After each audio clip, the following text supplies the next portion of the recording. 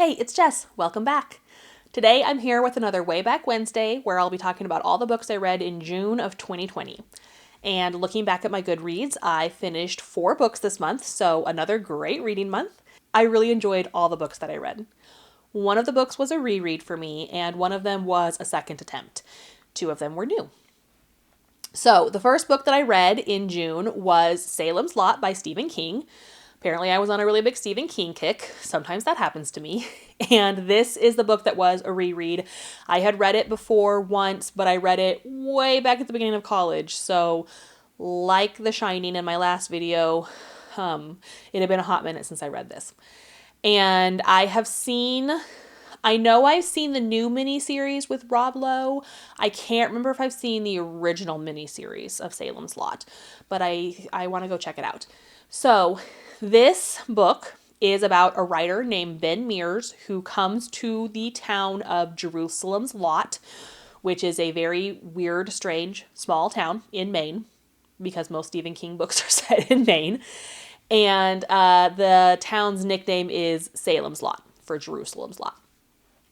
And he lived there as a child for 4 or 5 years, and now he has come back as an adult.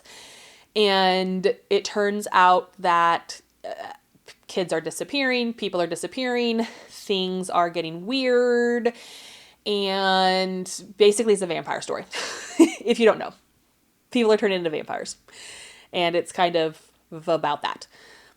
A lot of people really think that this book is scary. Again, I don't even think this wouldn't even be in my top 10 favorite Stephen King books. I don't find it that scary. I didn't find it scary the first time I read it. Maybe unsettling. I don't know. I enjoyed it. Not my favorite Stephen King book. I don't know. I mean, I might read it again way in the future, but it was okay. It was okay. I'm glad I reread it again. I'm interested in going back and watching the miniseries though. But anyway, I would say a lot of people like this book, so maybe check it out. I didn't think it was that scary. The next book I read was Crazy Rich Asians by Kevin Kwan, and I love the movie for this book. And when I found out it was a book, that made me want to pick it up. So this follows Rachel and Nick, who are, Rachel's mom is an immigrant. She was born in China. Nick's family still lives in China. And Nick takes Rachel back to China to meet his family because someone in his family is getting married. And what he doesn't tell Rachel is his family is like crazy rich.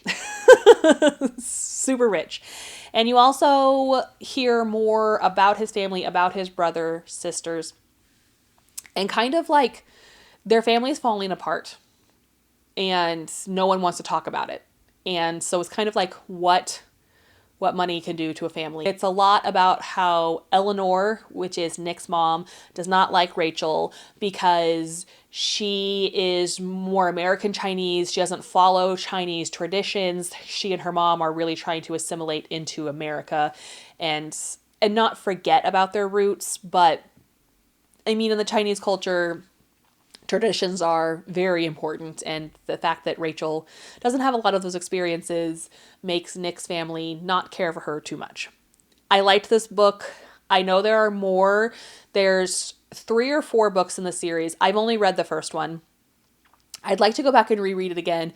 It was a little bit different than the movie, as most movies are from books, but I thought this was a fun time. It was funny. It was also, parts of it were heartbreaking, looking into how these people cope with their horrible lives. And some of them are horrible people, which is always kind of fun to read about. So anyway, I recommend you check it out. It was a good time for me. The next book I read in June was Throne of Glass by Sarah J. Maas. And this was my first foray into the Maasverse. I had not read anything else by her. I don't even remember what all was out at this time.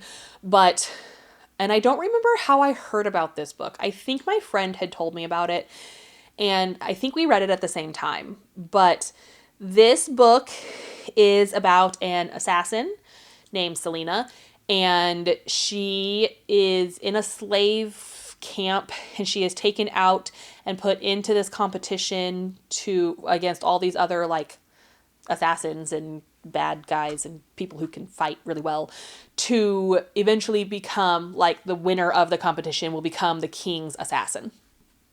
But she doesn't like the king. But she also doesn't want to be in a slave encampment anymore. So I really liked this. I like the Throne of Glass. Like, I like that universe. I like the story, where it goes from here. I thought this was a good book. I want to read it again.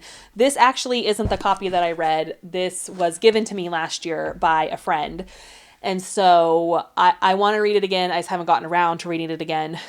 I never finished the series. I think I stopped after the 4th book because I was just reading a lot of other like big epic fantasies, and sometimes I just get distracted halfway through series and never finish them. So this year I'm going to finish another series, and I'm going to finish Throne of Glass.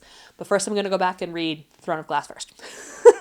But anyway, I know that there's lots of talks about, is ACOTAR better? Is Throne of Glass better? Crescent City's out there now. I'm reading the most current Crescent City.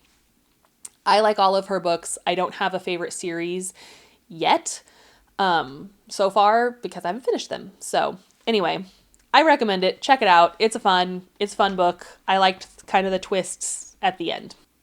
The last book I finished in June was Good Omens by Neil Gaiman and Terry Pratchett. And this was the second time that I had tried to read this book. I had tried to read it a couple years before. The first 50 pages are so confusing. Maybe if I had listened to it as an audiobook, it wouldn't have been as confusing to me. But I didn't know anything about this book. I just know that my best friend loves Neil Gaiman, and she really liked this book. She gave me a copy. I have a copy of it, and I don't remember where I put it. I think I might have packed it up. I moved, and so I think I've packed it up and haven't found it yet.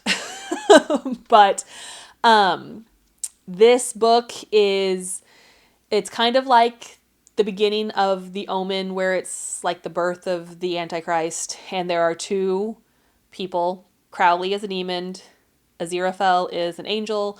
They are joining together to try to stop the end of the world. And it's a comedy. There's a lot more that goes into it. There's a lot of characters. Again, the beginning was very confusing to me, but if you can get past the beginning, it's a really good book. I really enjoyed it. I guess I wasn't in the right headspace the first time I tried to read it. I'm glad I got to go back and actually read it. And now I want to find my copy and read it again. There is a TV show based on this. Michael Sheen and David Tennant are in it. The second season just came out. So the first season is based on Good Omens. The second season, Neil Gaiman and Terry Pratchett had always talked about making a sequel, but unfortunately Terry Pratchett passed away before they were able to write another book. So season 2, from what I understand, is what they had talked about would have gone in had they been able to write another book. I've only watched the first couple episodes of the TV show. I really liked it. Again, I probably just got distracted and forgot about it and never went back and read it or finished watching it. That happens to me a lot. I have a very short attention span. I have ADHD, and I'll hyperfocus until I don't. And if you are neurotypical or neurodivergent, you totally understand what I mean by that. But anyway, I had a really good reading month in June. Some of these books I want to go back and check out again. In fact, I would say 3 of the 4 I would like to read again. Salem's Lot, maybe in the future. Again, leave it or take it. I don't care. But the other 3 I really enjoyed and want eventually, when I have time and not a giant stack of books that I own that I haven't read, maybe I'll get back to rereading them. So anyway, have you read any of these books? Let me know. What did you think? All right, I'll talk to you later. Bye.